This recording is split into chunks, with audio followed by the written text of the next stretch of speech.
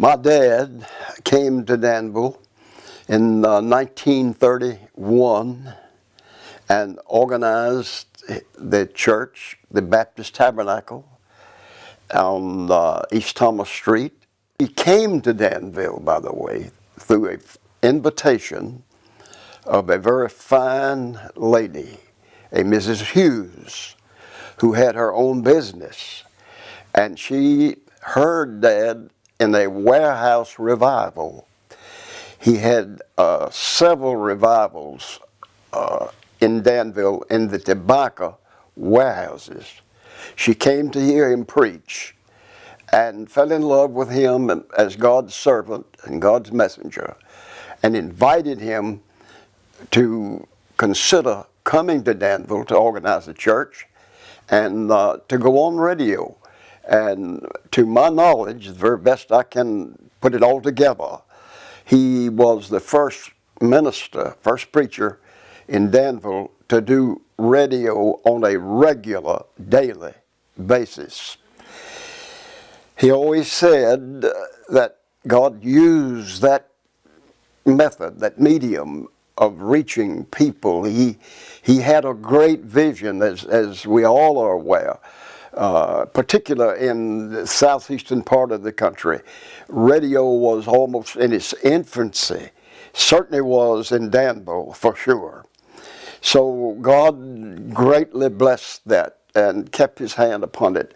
Many, many people. Dad used to say that more people hearing him. And in those days, though it was just a 500-watt station, there was hardly any stations anywhere around, and that station would go. He had listeners, actually, on the coast at Norfolk, Virginia Beach, people converted that came to Danville, and the result, he would go back and hold a revival, held a city-wide revival in Norfolk as a result of coming to Danville. Radio was his vision. It was his thing. God laid it on his heart, and he never, ever lost his zeal and his devotion at any cost. In the most difficult days, we're talking about times just a year or two coming out of the Depression. I know one time the Dan River Mills went on a couple days a week of work schedule, and it was a very, very hard financial time in the area. And the leaders of the church, the deacons in the tabernacle, said to him, it's going to be difficult to pay you a little salary and keep the broadcast. He said, keep the broadcast and God will supply the need. Oh, he loved the broadcast, and that had been reason to do so. And as time passed, it didn't seem all that many years, though it was quite a few. His death, after a great successful radio ministry and pastoring the church, came on November the 12th, 1961. I happened to be in the room. He died it was a Sunday, November 12th, again, 1961.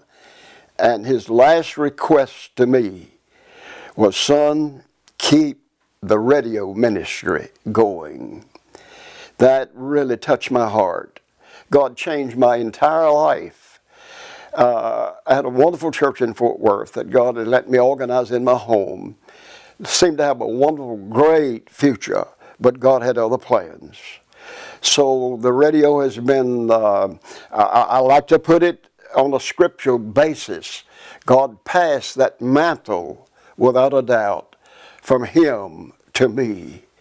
And I have given it my very best, and God has greatly honored Tabernacle Time. We're in our 55th year. The radio is reaching more people, I have every reason to believe, from those in the know of radio in our area. We're reaching more people today than ever before. I'm amazed. I am amazed that the same basic gospel message Dad preached when he came to Danville and on the radio, I'm still preaching, and it is still reaching many people. Continually people write me about being saved. And I just, I don't know about the future. I'm asked now, Brother Bob, with the future, how long, when God takes you, will the broadcast go on? I have every reason to believe that it will be carried on.